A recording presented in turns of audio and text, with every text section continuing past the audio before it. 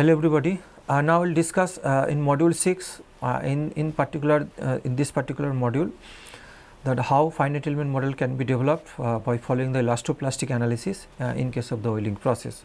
So basically from this module we will be able to learn how we can predict the residual stress which is associated with the welding process distribution, or combining the temperature and the residual stress distribution associated with the welding process.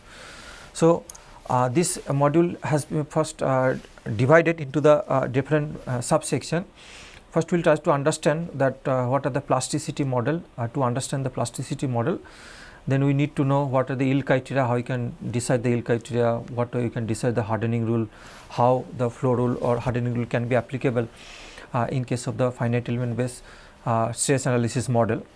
Then we will be looking into the materials model also, what we can define the materials model or what we understand by the materials model. Then finite element formulation of the stress analysis model also, and some part we have already covered in the very into this thing and the basics of the finite element there also. So in this case I will continue from the after assuming that you have basic preliminary discussion is already done in the module 1. So then finally prediction of the residual stress, I will try to show some results also where you will be able to see that how what are the distribution of the stress field can be, nature of the distribution of the stress field associated with the welding process. Then solution strategy, what are the different coupling mechanism we can apply to in case of the stress analysis model. And then finally the incorporation of the phase transformation effect. Basically we instead of simply doing the thermomechanical model in case of the welding process, I will try to show you that what we can incorporate the phase transformation effect to improve the prediction accuracy of the residual stress from a stress analysis model. So finally some demonstration of the stress analysis model using the commercial software I will show in this particular module. Before start of this thing, we need to understand what is the overall three-dimensional state of the stress, and then how this different equivalent or single component of the stress can be derived from the three-dimensional state of the stress. Actually, when we are talking about the thermomechanical analysis in case of the welding process, so we normally solve the static equilibrium equation. Static equilibrium equation, it means that suppose the one domain is there, solution domain is there, and with the application of the some kind of the external load, some internal stress will be generated. So with the application of the load or even the existing of the body load inside the body also, and the corresponding generation, the induced stress also, that should be balanced, and that is called the static equilibrium equation. So basically we will try to look into that, and from that point of view we will show that what we can do the stiffness matrix in case of a stress problem, and what after that will the standard procedure to show the solution of this stiffness matrix. We will get the distribution field, and then from the distribution field or distortion field each and every node point, from there what we can estimate the stress and strain during this particular welding process. But before that we need to understand the state of the stress in a particular element. So suppose there are three dimensions body is there, three dimensional body, we can represent this for example this is the x, this is the y direction. So basically we can represent this sigma x x, sigma y y. These are the normal stresses acting in this particular element. So I am showing 2D element for your understanding this thing, but we need to identify what are the principal stress in this particular situations. Principal stress, if you look into the transformation of the stress from one axis to another axis. So suppose there is another axis, so it is certain angle theta, and suppose this is the x dot, and similarly it can be y dot also, this the same angle theta. So if you rotate this x dot and y dot, this particular system, such that in particular angle, particular direction, there may be disappearance of the shear stress, but that we are then with respect to that x dot, suppose in these cases with respect to the x dot axis we define the state of the stress. So that state of the stress can be considered as a principal state of the stress. But before doing that we see that what are the different components in a stress analysis: sigma yy, sigma xx, sigma yy, and sigma zz, sigma xy and sigma xy and sigma yz. So like that there are if you say stress tensor in 3-dimensional case, that any particular point, so particular element, we can represent this element having the 9 component of the stresses. So 9 component of the stresses, out of that 3 are the normal stress components and 6 of the shear stress components. Now if it is a symmetric problem, symmetric matrix, then we can say that total 6 components will be able to know. So in this case sigma, if we say sigma yz equal to sigma zx. So basically when you are talking about sigma xx, sigma yy or sigma zz, this indicates these are the normal stress components, and remaining yz, zx, and that represents the shear stress components. But when you are talking about the sigma xz equal to sigma zx, it means that this is the, if you follow the similar kind of situation, then for the other shear stress components also this indicates the symmetric. So in that case a symmetric matrix, then it is having 6 components, 3 normal stress components and 3 shear stress components, and that is the representation of the state of the stress on a particular element. Now we will dealing with this the 6 components of the stresses. Now before doing that, what we can estimate the first point is that how we can estimate the principal stress in this particular situation. So we can already explain that this is the initial state of the stress, the x and y axis it is acting, and but we just try to rotate, we are trying to finding out the another axis system such that along the axis the principal stress will be defining. So in principle the axis is transformed such that there is no shear stress appear. In this particular situation, this represents the state of the principal stress components, but mathematically we can say that suppose this is the equation, the A is the that particular this state of the stress in this case, and A into x is the variable here and equal to lambda x. So we can use this A x equal to lambda x or A x minus lambda I x. I is the identity matrix, and such that A minus lambda I, this is the matrix, and x equal to 0. This indicates the state of the principal stress. If we solve this equation, and once we solve this equation, or we can say that A minus lambda I equal to 0, the determinant of A minus lambda equal to 0, then if we solve this equation, then we will be able to find out what is the values of the principal stress components, and similarly the principal stress direction, but here I am saying the only the principal stress components. So this, once you get the characteristic equation from the 3-dimensional matrix, this is the initial, say I can say this is the initial state of the matrix instead of here xx, which is equivalent to 1 1 here also and this notation, and similarly 1 3 is equivalent to x z, like that. So it means that the what we represent the sigma 1 1, sigma 2 2 and sigma 3 3 in this particular case, they represent the normal stress components and remaining are the shear stress component. So once we form the characteristic equation, then if you solve this characteristic equation, A minus lambda equal to 0, we can say A minus lambda, lambda I is the identity matrix. From there we will be able to get this kind of equation. So determinant equal to 0, this if we solve the equation, then we will be getting that one cubic equation. So then cubic equation means the root of this equation. Once you get the cubic equation, say lambda q minus I1 lambda square minus I2 lambda minus I3. So this I1, I2 and I3 represent the stress invariance, and this cubic equation, if we find out the roots of this particular equation, that roots it represents the values of the principal stress. So now equation has the real root. It is if having the real root if sigma is symmetric. If sigma is symmetric means this matrix is symmetric matrix. Here also see symmetric matrix means this is equal to this sigma 1 2, here also sigma 1 3 equal to sigma 1 3 and sigma 2 3 equal to sigma 2 3 in this cases, they are same. So in this particular entry, that this matrix is symmetric in nature. So once this is symmetric, if we solve this cubic equation, we will be getting the 3 roots. So all are real roots. That values of the real roots indicates the principal stress components in this particular state of the stress in this particular matrix. So these are the way to find out the principal stress components.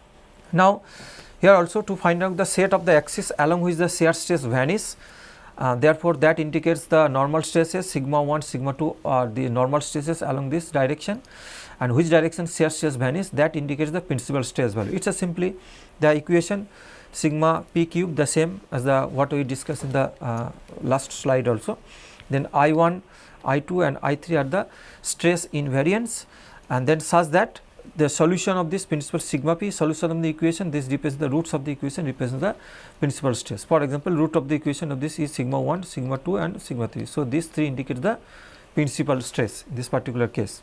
Now, the stress and invariance can be represented in the different way also, that is very important term. The stress and invariant, definitely it should have the components of the other stress components. So, I1 can be represented that sigma xx plus sigma yy plus sigma zz. So, this can be done simply if we find out the determinant of this equation. So, if we find out the determinant of this and look into the expand this value determinant, then we will be able to know that lambda square is associated with I1, I2. So, I1, I2 and I3 in terms of the all the stress components. So, sigma 1 1, sigma 1 2, sigma 1 3 like that. So, if you do that, then I1, the stress invariant I1 can be like that, sigma in terms of sigma xx, sigma yy and sigma zz.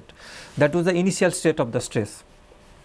And I2 also in terms of the all the initial state of the stress, sigma yz, sigma zx, sigma xy like that also, and I3 also in the similar way. But it is also possible to represent the 1 2 3 also, just like x equivalent to 1 and y equivalent to 2 and z equivalent to 3. So, it is possible sometimes we represent this in terms of the other axis 1 2 3 in that way also. So, we can simply replace yy, it should be replaced by 2 2 like that. Now, I3 can be represented in terms of the all the stress components, but I3 can also be represented in the simply the determinant of sigma ij, that means the total state of the stress. Then I1, I2, I3 can be represented in this way also, but this is the initial state of the stress. But once we getting the, if we know the what are the principal stress and the particular state of the stress from here, then this stress invariance can also be represented in terms of the principal stress components. For example, in this case, if we this in terms of the principal stress, the I1 can be sigma 1 plus sigma 2 plus sigma 3. Similarly, I2 can be sigma 1 2, sigma 2 3, sigma 3 1 and I3 equal to sigma 1, sigma 2, sigma 3. So, this all these stress invariants are represented in the form of a principal stress, and in this case the all the stress invariants are represented in the form of the initial state of the stress. So, advantage of these things in this case, if you see all the, in this case the stress invariant is represented as a in terms of sigma 1, sigma 2 and sigma 3, these 3 principal stress components. But in this case all there are 6 stress components, sigma xx, sigma yy, sigma zz, in this case sigma xy, sigma yz, sigma zx. So, basically these stress components are represented all the in terms of the 6 stress components, but this is the initial state of the stress. What we define, the this is x, this is y, but once the stress transformation, suppose this is 1, this is 2, then this transformation, that means once we find out the principal stress, then in terms of the principal stress we represent the stress invariance. Now, any state of the stress can be represented in the two form. One is the hydrostatic stress component and the deviatoric stress component. The simple way, suppose this is the state of the stress, suppose this is the 2-dimensional state of the stress, this is the normal stress, this is normal stress and this is shear stress, tau xy equal to tau yx in this case.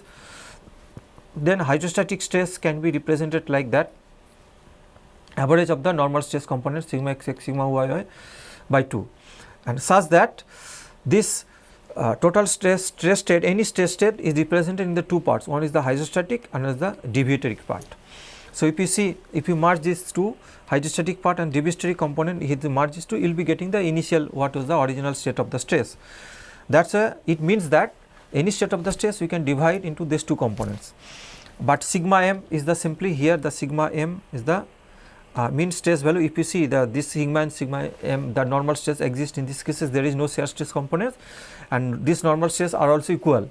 So, this it is correspond to sigma xx, sigma yy by 2 and remaining as the deviatoric part. So, in principle or understanding this hydrostatic stress component of the stress, that can cause the elastic volume changes, that means it do not change the shape changes and not plastic deformation. So, basically hydrostatic stress component do not takes part the plastic deformation, rather elastically it deform the material. For we can say like that in this way also represent these things, or it is can be represented as compare analogy to the pressure term also, because if a round ball, spherical ball, if you put the under the pressure, water pressure, then under the water pressure is acting all the direction. If you assume the x, y and z direction, all the directions pressure is the same. So, even all the directions pressure is the same, then round ball becomes round, even there is a small change in the volume, but it becomes round. So, there is no change in the shape, only change in the size. So, that happens because of the presence of the hydrostatic stress component, or which is analogous to the only the pressure component.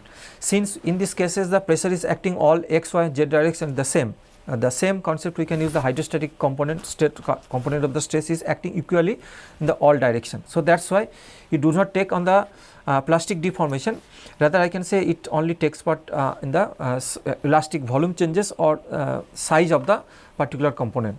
Now, yield stress is not dependent on the hydrostatic, that is the one of the very much understanding in case of the plasticity, because the yield stress is not dependent on the hydrostatic stress. I can say the yield stress is basically as a function of the deviatoric stress component, not the hydrostatic stress component, because it is not the does not take part the yielding plastically deform in plastic deformation process.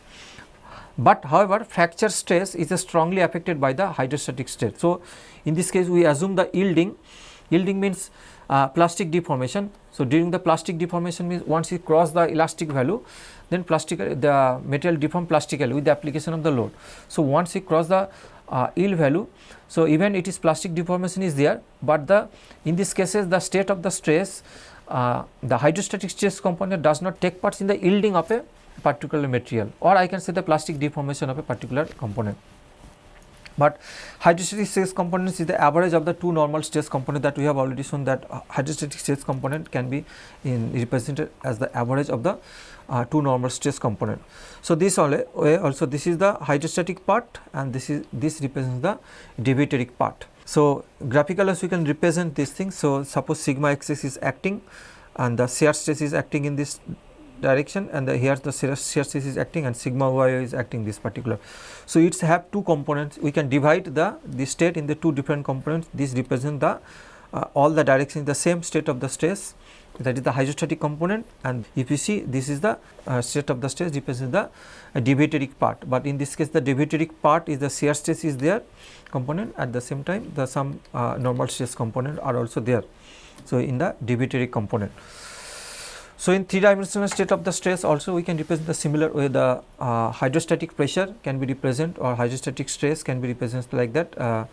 The 1/3 of this three components, sigma 1 sigma 2 and sigma 3, and this is equivalent to I1 by 3, the first stress invariant by 3.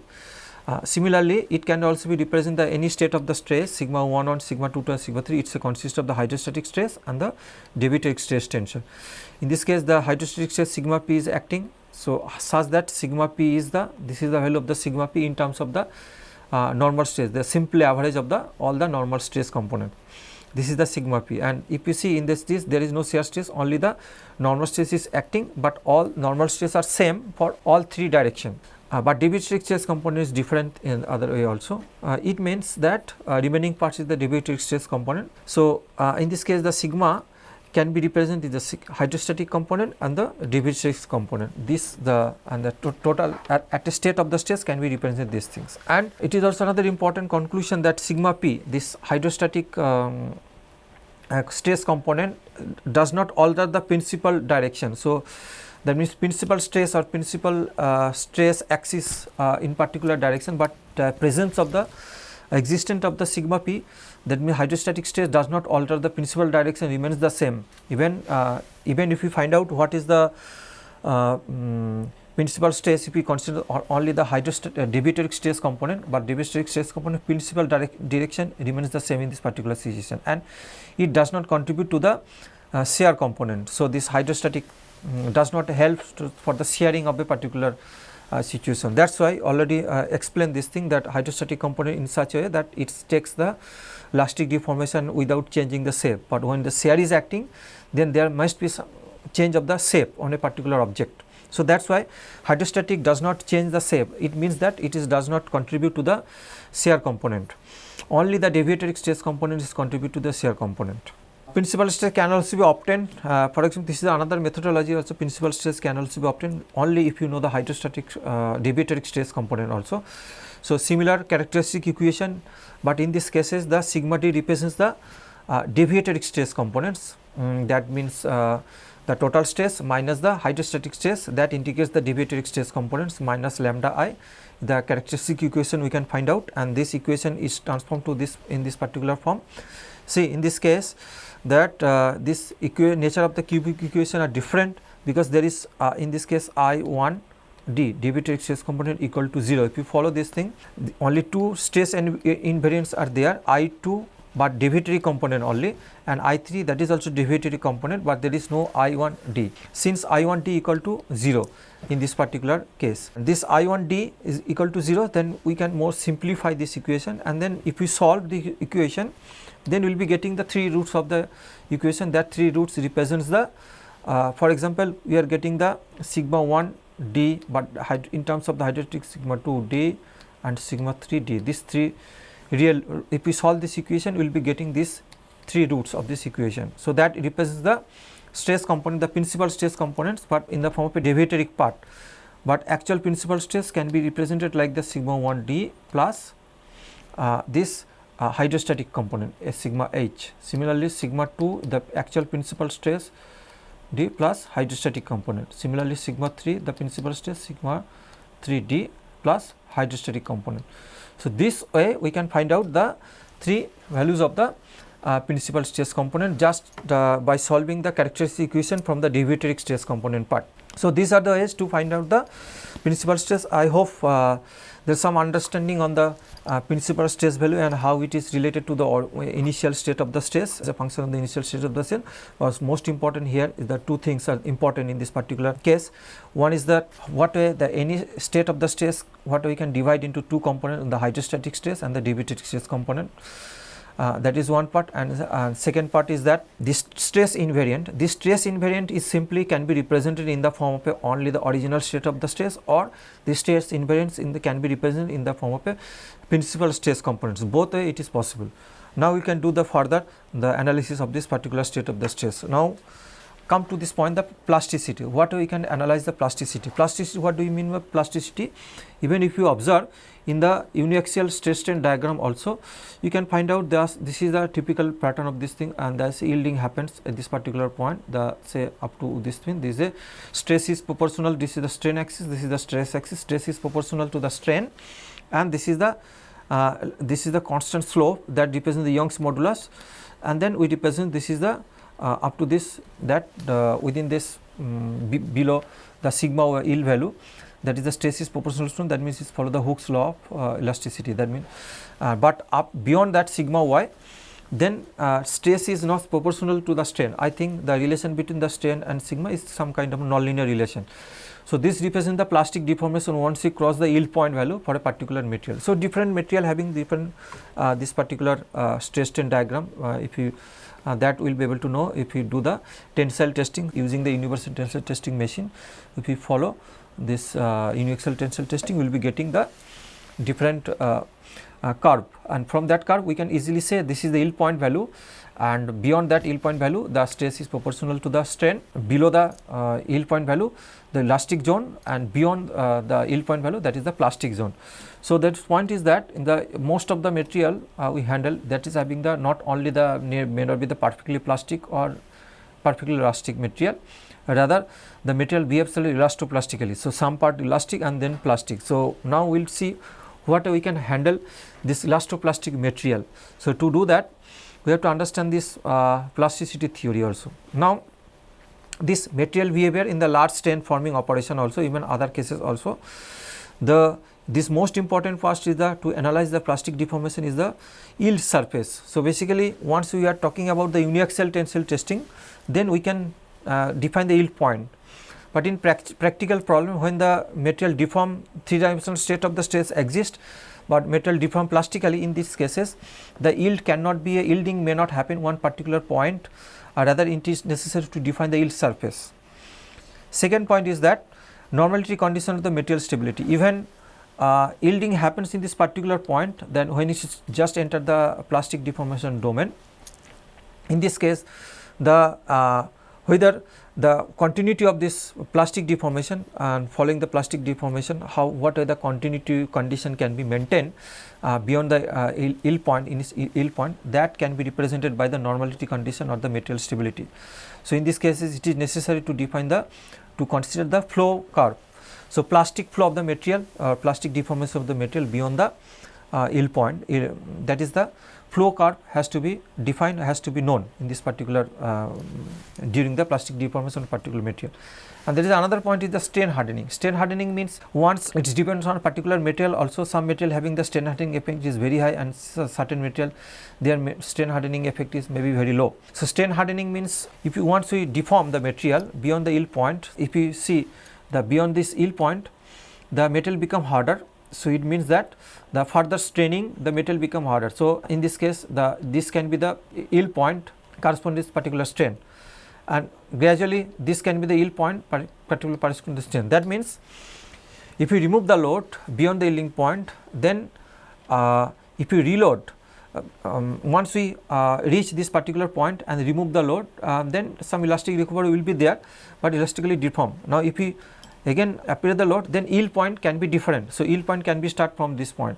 So, in that way it means that metal is having the strain hardening effect. That means the strength level is always increases with the further straining of a particular material. So, that comes into the strain hardening effect. So, and definitely the strain hardening effect can be represented, just it depends on the particular material, or the uniaxial tensile strain diagram, we can easily predict the strain hardening behavior. Now, flow theory of plasticity indicates that incremental strain depends on the stress. Basically, when you do the plasticity analysis, this is one approach that we cannot predict the value of the plastic the state of the stress just a single shot. It means that we need to analyze in the incremental mode. Incremental mode means when you enter the plastic deformation zone, since the plastic deformation curve is nonlinear in sense, we can analyze, the theory can be based on like that small elements we can consider. For example, suppose this is the curve. So, then at the plastic zone we can small division, small elemental. So, maybe d epsilon 1, d epsilon 2. So, in this case we can do the analysis for the incremental mode. So, what is happening the incremental of the small strain, and then what may be the corresponding increment of the stress value. Then we consider the next increment, just updating for the stress value and strain value. Accordingly, this incremental mode we normally decides the flow of the plasticity, because this incremental mode strain depends on the stress value. Now, other points is the stress induces strain rates also. We are doing the deformation, it may be associated not only on the strain, maybe it is associated with the strain rate, which is analogous to the pressure and velocity. It means that stress is analogous to the pressure and strain rate is analogous to the velocity in case of the other fluid mechanics problem also. That is why whole problem is decided when we are talking about the only we normally use this material behavior as elastoplastic. So, therefore, two stage of behavior, elastic and plastic, is normally used for this analysis. So, in these cases it is very important to look into that what are the elastic recovery during this process. So, typical true stress strain curve for a ductile material, you can see that this is a graph shows that for a ductile material that Hooke's law is followed up to the yield stress value. So, this is the up to the yield stress, and stress is proportional to the strain, and this slope on this curve represents the Young's modulus, and the beyond sigma 0 the material deforms plastically. So, then in these cases once beyond the yield point, then some plasticity theory has to be looked into that. In this case also we can see the another point, this is a plastically deformed this material, and at this point if you remove the load at this point, so it will come back to the will be the in such a way that this is the this line should be parallel to this line elastic, and then this part can be say that it is the kind of the this elastic recovery during the deformation process. Since it is a elastoplastic material, so some sort of elastic recovery must be there when you remove the load in a particular position. So, in this case this is the plastic recovery and this is the permanent deformation within this material. So, that is representation of the permanent deformation, this part represents the elastic recovery strain. And similarly, the same curve as the two stress strain curve, but except that it shows what happens during the loading and reloading condition. So, this curve represents something like that. Suppose this is the initial yielding point, and then with load up to this point remove the load, then in practical it will be following this path. but once we reach this point, then we reload the component, we application reloading, then it follows some other part, and then its further deformation happens. So therefore it may not exactly follow this particular path, and that is called this zone is basically represents the hysteresis for a particular material. So this curve is not exactly linear and parallel to the elastic portion of the curve. So basically this curve is not exactly linear, but it try to follow parallel to this. So this always try to follow the parallel to this curve, the elastic, and this zone is practically it is called the metal, depending upon the material property. So if metal is having, it can be linked with the microstructural aspect also. If metal having the hysteresis part is very large, area is very large, then we can say the metal having very good damping properties. If this area is basically very small, then not having very good damping properties, normally we can say. So anyway, so this is the real phenomena, but in practical problem we try to, or theoretically we can say it follow some kind of the linear curve, and based on that we can say, calculate what is the elastic recovery in elastoplastic material, and based on that we can define the different plasticity theory we can apply for the analysis. Now there is another point in plasticity, that is called the Bausinger effect. Bausinger effect is that if you observe, if you experimentally do some kind of the stress testing of a particular material, that the yield stress in tension, that means when you applying the uniaxial tensile testing, what is the yield stress value, that may not be the same of the yield stress in case of the if you apply the compressive load. So that means if the yield point value in tensile load and the yield point value in compressive load are different, but in general the yield point in tensile is greater than the yield point in case of the compressive load, in that case we can say the material is having some kind of the Bausinger effect. So that is the Bausinger effect means we simply understand the yield point value for the tensile and yield point value of the compressive are different. And this is the other part in case of rigid ideal plastic material, that means if you start the deformation initial that the strength 0, it start deform plastically. So it start from this point and there is no strain hardening effect, means it's this is the line parallel to the axis. So it means the rigid ideal plastic material. So it is having the yield point, this is the value, this is the value, or we can say some having some flow stress value also. Now ideal plastic material with elastic zone. So is the initial elastic deformation, but ideal plastic. Ideal plastic means there is no strain hardening effect. It's a parallel to this. This part is parallel to the axis, horizontal axis. So in that cases we can say ideal plastic material with elastic zone. But in this cases piecewise linear material means strain hardening effect is there. So if stress strain diagram is something like that, this is the slope is there, that means elastically deform, but this is the yield point. Then this plastic deformation not exactly the parallel to this axis, horizontal axis, but rather it is continuously increasing. It means that this material having the plastic, it is having some strain hardening effect. So this kind of this is typical representation of the elastoplastic material. Most of the engineering material follow some sort of strain hardening effect is there. It means that if it is exactly the same slope, that in this cases there is no strain hardening effect, but in this case there is some strain hardening effect. So that's why we use the ideally and this kind of the curve to analyze the elastoplastic behavior during the in particular material, and that what we can implement in case of the finite element model of the stress analysis. But in this case we can say bilinear means one linear part represents this elastic part, and other linear part represents the plastic part. So we can say the bilinear strain hardening effect in this particular case, this particular material follow the bilinear curve. That simple representation of the stress strain curve for a elastoplastic material is the two linear components. One linear part is represented by the elastic part, another linear part represents the plastic part. Now material failure criteria, what we can decide that material failure criteria, that is also necessary to understand. So first thing is then in applying an yielding criteria, yielding happens, this thing, the resistance of a material is given by the yield strength. Basically what we can decide the yielding criteria. So we can decide the yielding criteria means the once it overcomes the elastic part, then we can say the yielding starts and it enters the plastic deformation zone. So that simply yielding criteria we can decide the simply yield point for a particular material.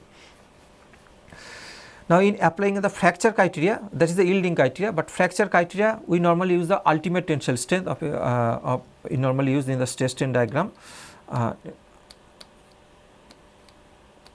So, it is something like that. So, you can say this is the sigma ultimate tensile strength and this is the sigma y value, and this corresponds to the ultimate tensile strength. So, fracture criteria we normally follow that decide any kind of fracture criteria. With this we can have this value of the ultimate tensile strength, but yielding can be defined by the yield strength value for a particular material. Now, failure criteria for isotopic material can be expressed in the following mathematical form. So, like that only failure criteria or even yielding criteria we can follow in this particular way also. F equal to sigma c, where the failure, that means yielding or fracture depending upon the, is predicted to occur when a specific mathematical function f is equal to the failure strength from a uniaxial tensile testing. It is simply like that. Suppose this is the sigma c value. So, what kind of the value we can predict? So, we can do simple tensile testing of a uniaxial testing particular material sample. We prepare the sample, do the uniaxial tensile testing, we will be getting the single value of the yield point of a particular material. And same thing we can get the single value of the if we decide the failure criteria happens at the ultimate tensile strength. So, we will be getting the single value, but this value, the single point value in case of the uniaxial tensile testing. But in actual manufacture component or maybe in metal forming process or even in welding process also, when the deform the material or deformation of the metal is associated not the uniaxial condition, the deformation of the material, it is always associated some kind of it is associated with the 3-dimensional state of the stress.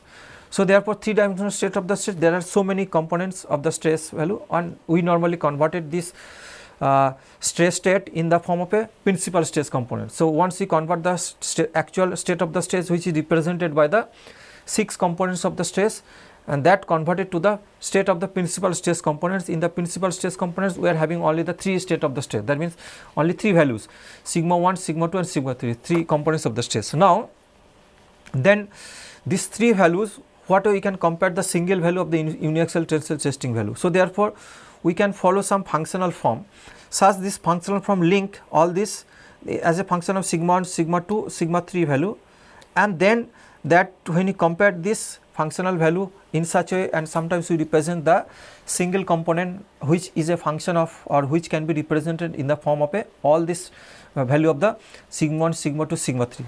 So, therefore, to do that we need some functional form of sigma 1, sigma 2 and sigma 3 such that it will be it represents theoretically as a single equivalent value, average value or equivalent value, and that is compared with the value of the experimentally measured value, which experimentally we can measure the simple experimental measurement, we have only the single value of a simply uniaxial tensile testing value. Now, if we compare these things, then we decide the different failure criteria or yielding criteria we can decide. Now, point is that what we can decide this functional form and how this different functional form as a function of 3 principal stresses is linked with this thing. Based on that, we can derive also, that is in case of we know there is well known the von Mises ill condition we normally use in the this stress analysis model, that we will see. Usually an effective stress sigma, which is a single numerical value that characterizes the state of the applied stress, which is this single value, which is a functional from sigma 1, sigma 2 and sigma 3, and that is compared with the sigma c value. Then we decide the whether it is failure occurs or whether it is yielding occurs or not. And sigma c is the known material property that can be evaluated simple the uniaxial tensile testing or simply compressive testing, we can find out the values of the sigma c.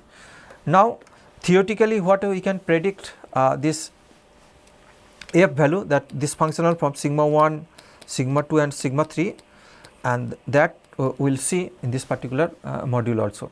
Before doing that, the other important point is that normally when you are in case of actual state of the stress is associated with the 6 components or 9 components, I can say the 9 components of the stress, it is the yielding can be represented not only in the single point, because single point yielding we represent in a case of uniaxial tensile testing, but if it is the multi-axial, that means all the 3-dimensional state of the stress is acting, then it can be represents as a over the surface. So, that means it is necessary to predict the yield surface. But what we can do, define the yield surface. For example, uniaxial tensile testing, we just simply find out this is the point of yielding, this is the yield point value, this is single point value, because in these cases the load is acting in one direction. Now, if is loading acting the bidirection, say for example sigma 1 is acting one direction, sigma 2 is acting other direction, then what we can experimentally define the different values of this yielding happens on particular point. In this case, what we can do these things, for example, that we keep one single value of the sigma 1. So, sigma 1 can be keep one single value of the sigma 1, or we can keep the sigma 2 fixed, sigma 2 as a fixed value, then we can vary the sigma 1, different values of the sigma 1 for the different sample, then we can find out the location of this. This is the state of the stress, and the small variation, but depends on this thing. For example, sigma 2 equal to fixed and sigma 1 can vary, but it depends on the what should be the sigma 1 increment for the next value. So, that means the stress, the yielding can hover over the particular domain, because what we can consider the sigma 1, what is the next value, say sigma 1 plus delta sigma 1. Now, what is the delta sigma 1 value? What is very large or big, small? Accordingly, this yielding may happen not exactly one single point, or we can say the over a range of the point, depending upon what is the value of the delta sigma 1. So, in this case, keeping the value of sigma 2 fixed, and then lots of experiments are required to by the varying the value of sigma 1 for the different sample. Same thing, now keep on another level of the sigma 2 value, then we are keep on varying the sigma 1 the different way also. So, such that if you follow this kind of so lots of experiment has to be done. So, in this case, huge number of experiments, but in principle we can represent that over this two dimensional stress set, if we assume the sigma 1 and sigma 2, then yielding may happen over a range, particular this thing.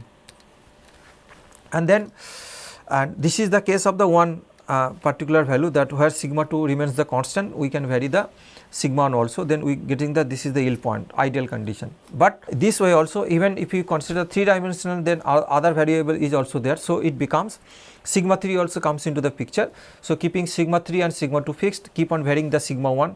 Similarly, sigma 3 with the varying of the, so lots of combination of the experiments are required to evaluate the yield surface. So, in that sense, the huge experimental data are required in this particular case. So, that is the not a good approach. Rather, if we follow only the uniaxial tensile testing, we can predict the yield value. But in this case, from the analogy of these things, that we can assume that defining some theory such that the yield surface can be a closed surface, and we can predict the different theory, and then from this theory we can represent this. The theory means in the sense that we can define some functional form of the yield functional form, and then that is a function of the all the principal stress components sigma 1, sigma 2, sigma 3, and then we can compare with the respect to the experimental value which can be evaluated, or the single tensile testing value. Now, these cases it is very important when you do this kind of the experiments also, what may be the delta sigma 1 and increment of this value delta sigma 2 for the next set of experiment. So, specimens of the strain hardening requires a new specimen for each experiment, as the same type the surface may not be smooth also surface normally, there is a value this kind of this thing. Most measurement of the yield surface are made with the radial paths. So, therefore, even this surface cannot be smooth. In these cases, we can assume that theoretically simple the functional from a particular yield function, and we can assume it is a smooth surface. We assume that the yielding surface is a closed smooth surface such that it can be represented by this particular equation. Yield surface is defined something like that. F, this functional form, is a function of the all the stress component, the 6 component of the stress. The 3 normal stress, 3 shear stress equal to K, or other way this K, or other way also is simply representing not all the stress state, because this state of the stress, the 6 state of the stress, the normal stress and shear stress, that can be linked with the principal stress value. So, therefore, it is possible to represent this K as a function of only the sigma 1, sigma 2 and sigma 3 value. So, this way we can represent this thing, this functional form of the yield surface, and then we can apply we can develop some plasticity theory, and then we can apply the analysis in this particular case. Otherwise, if we want to evaluate all this, if we do not fill the functional form, it is almost impossible to conduct all the huge number of experiments simply to define the yield surface. So, thank you very much. Next class I will discuss about this other part also, for example, what we can develop this yield functional form, and specifically we will try to discuss the von Mises yield functional form in this particular case. Thank you.